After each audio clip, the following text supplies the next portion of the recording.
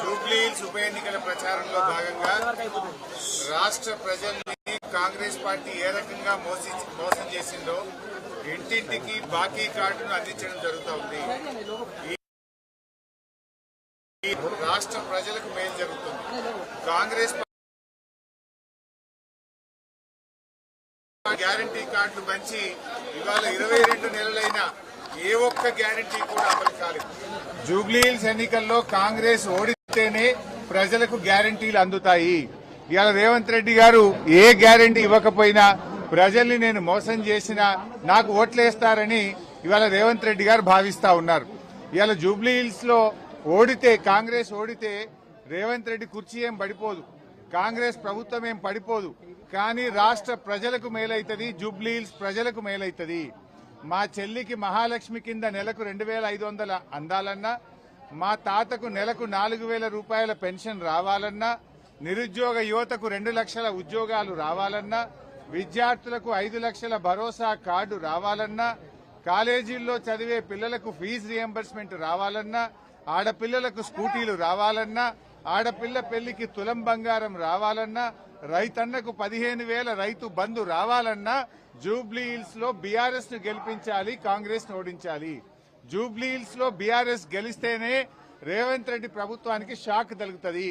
మేము గ్యారంటీ కార్డులు ఇచ్చి ప్రజల్ని మోసం చేసినాం గనక, ప్రజలకిచ్చిన మాట తప్పినాం గనక 100 రోజుల్లో 4,000 పెన్షన్ ఇస్తామని, 100 రోజుల్లో అక్క చెల్లెలకు 2,500 మహాలక్ష్మి కింద అందిస్తామని మాట తప్పినందుకే జూబ్లీ హిల్స్ లో ఓడించారు అని వాళ్లకు సోయ వస్తుంది, కనునిప్పు కలుగుతుంది. అప్పుడైనా రాష్ట్ర ప్రజలకు, జూబ్లీ హిల్స్ ప్రజలకు ఈ 4,000 పెన్షన్ వస్తుంది, మహాలక్ష్మి పథకం వస్తుంది, కాంగ్రెస్ పార్టీ గ్యారంటీ కార్డు అమలవుతుంది. ఒకవేళ తప్పిపోయి జూబ్లీ హిల్స్ లో కాంగ్రెస్ గెలిస్తే ఏమంటారు? రేపు మేము అన్ని పథకాలు ఇవ్వకపోయినా ప్రజలు మమ్మల్నే గెలిపించారు, ఇంకా మహాలక్ష్మి ఇవ్వాల్సిన అవసరం లేదు, 4,000 పెన్షన్ ఇవ్వాల్సిన అవసరం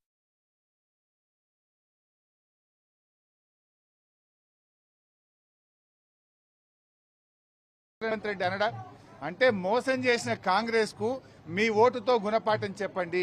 ఇవాళ జూబ్లీ హిల్స్ లో కాంగ్రెస్ కు ఓటేయడం అంటే మన వేలుతో మన కన్ను పొడుచుకోవడం. మోసం చేసిన కాంగ్రెస్ నేను జూబ్లీ హిల్స్ నియోజకవర్గ ప్రజల్ని కోరుతా ఉన్నా. ముఖ్యంగా కాంగ్రెస్ డబ్బుల్ని నమ్ముకున్నది, అధికార దుర్వినియోగాన్ని నమ్ముకున్నది, పోలీసులను నమ్ముకున్నది. జూబ్లీ హిల్స్ మా యువతకు, మహిళలకు మేము ఒక్కటే చెప్తున్నాం, మనస్సాక్షిగా ఓటేయండి.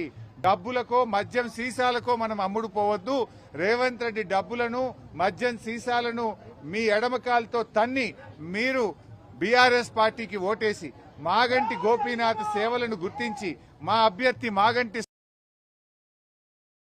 గోపీనాథ్ గారు ఏ రకంగా అయితే మీకు సేవలు అందించారో మా అభ్యర్థి సునీత గారు కూడా, ఆమె పేదల మనిషి, ప్రజల మనిషి, ఒక సగటు మహిళగా మహిళల కష్టసుఖాలు తెలిసిన మనిషి.